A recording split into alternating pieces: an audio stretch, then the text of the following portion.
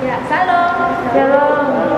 Ya, puji nama Tuhan, pada kesempatan saat ini kita bisa berkumpul lagi di tempat ini untuk sama-sama belajar tentang kebenaran firman Tuhan. Nah, sebelum itu saya ingin bertanya kepada saudara-saudari, apakah di antara kita di sini ada nggak yang nggak pernah makan martabak? Nggak pernah. Ya, bagi yang nggak pernah makan martabak ya nggak apa-apa. Di sini saya mau katakan bahwa martabak biasa dan martabak spesial itu apakah ada bedanya? Ada ya. Ya, seperti yang kita ketahui kalau martabak biasa itu ya dibuat juga biasa saja, tapi perbedaannya dengan martabak spesial itu adalah mungkin di martabak biasa itu telurnya cuma pakai 2 contohnya, sedangkan yang di martabak spesial itu memakai martabak telurnya 3, jadi ada perbedaan. Nah, saudara-saudari, apa hubungannya dengan tema kita pada malam hari ini? Saya tidak akan membahas tentang martabak spesial dan martabak martabak biasa. Tapi tema yang saya angkat pada malam hari ini adalah manusia adalah ciptaan yang spesial. Saudara-saudari bisa melihat dari Kejadian pasal 1 ayat 1 sampai dengan Kejadian pasal 2 ayat yang ke-7. Nanti saudara sendiri bisa membacakannya. Kalau kita membacakannya di tempat ini akan menghabiskan waktu. Oke, saudara-saudari, seperti yang kita ketahui bahwa penulis kitab Kejadian ini adalah Musa.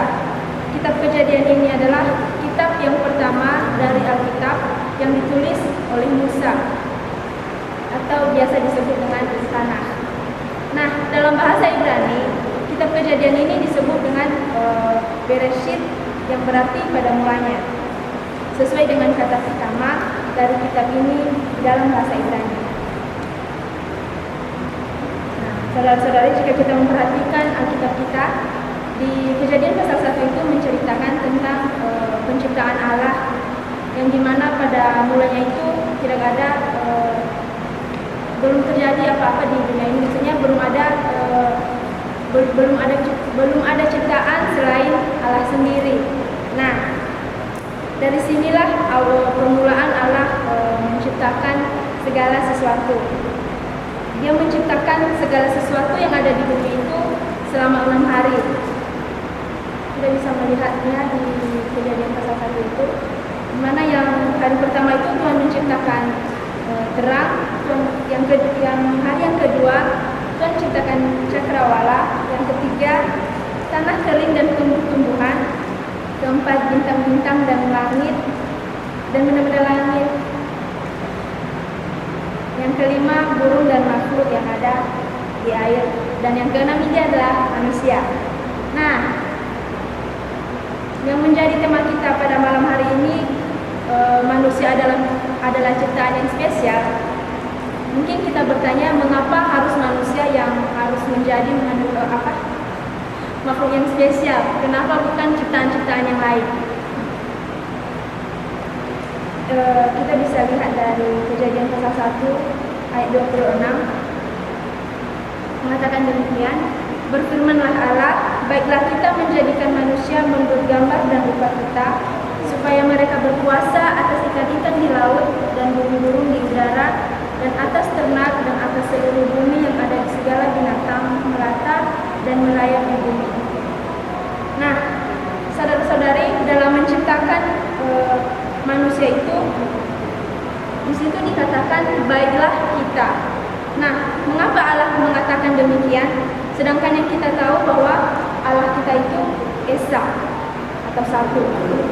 Tapi di ayat yang ke-26 ini Tuhan menciptakan baiklah kita. Di Ulangan pasal 6 ayat 4 juga mengatakan, dengarlah ya orang Israel, Tuhan itu Allah kita, Tuhan itu Esa. Jadi secara logis kita bisa mengatakan harusnya Tuhan itu mengatakan baiklah aku menciptakan manusia itu menurut rupaku, tetapi di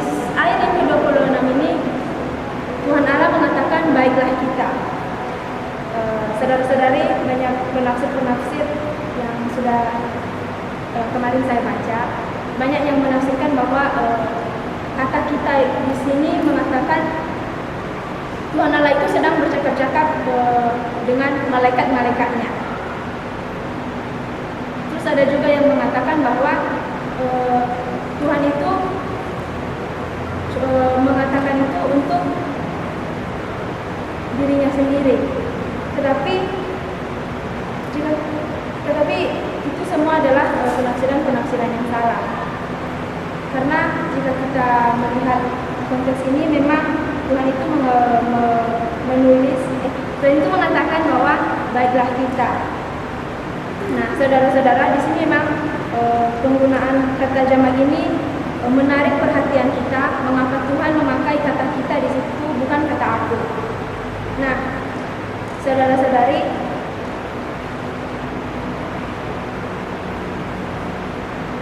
kata kita di sini ternyata menunjuk kepada Allah Tritunggal, yang dimana Allah kita memang Esa, tetapi di dalamnya ada 3 oknum, yaitu Allah Bapa, Allah Roh Kudus, sama Allah Anak. Terbalik, maksudnya Allah Bapa, Allah Anak, dan Allah Roh Kudus. Nah, jadi Stephen Tong menulis mengapa Allah memakai kata kita, bahwa Allah adalah, karena Allah kita adalah Allah yang Tritunggal.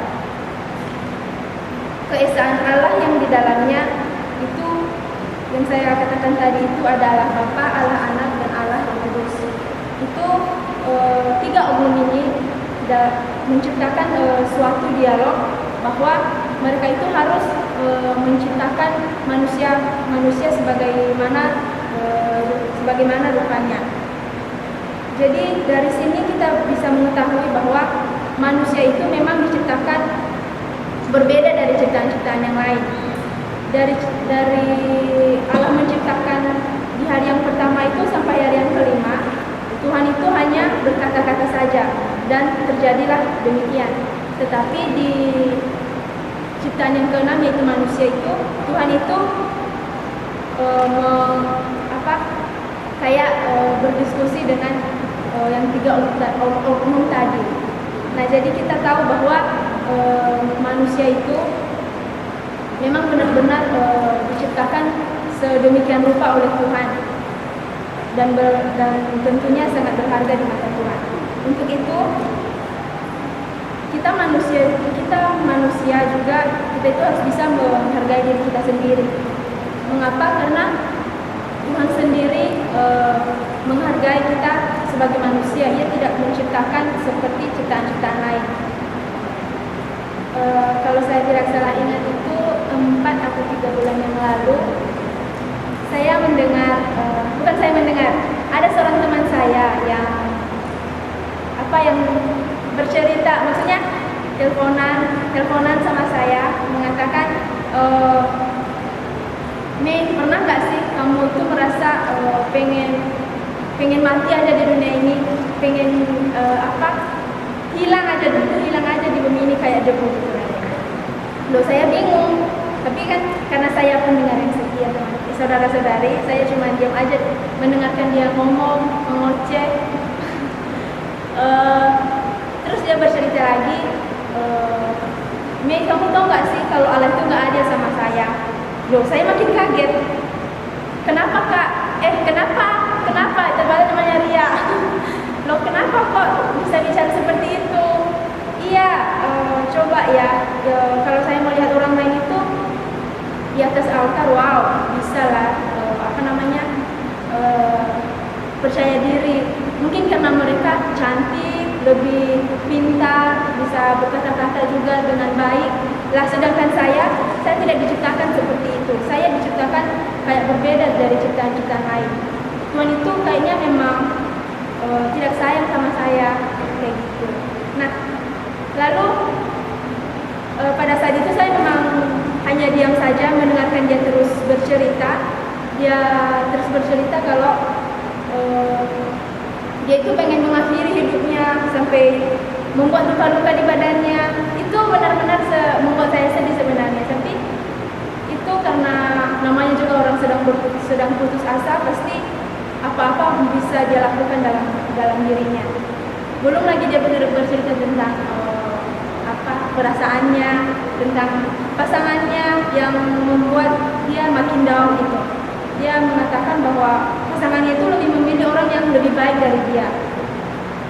Ya sedih sih teman-teman, saudara-saudari, sedih. Tapi saya bersyukur pada semakin kesini itu dia nelpon lagi, katanya puji Tuhan kalau saya itu sudah bisa menerima keadaan apa yang terjadi dalam kehidupan saya.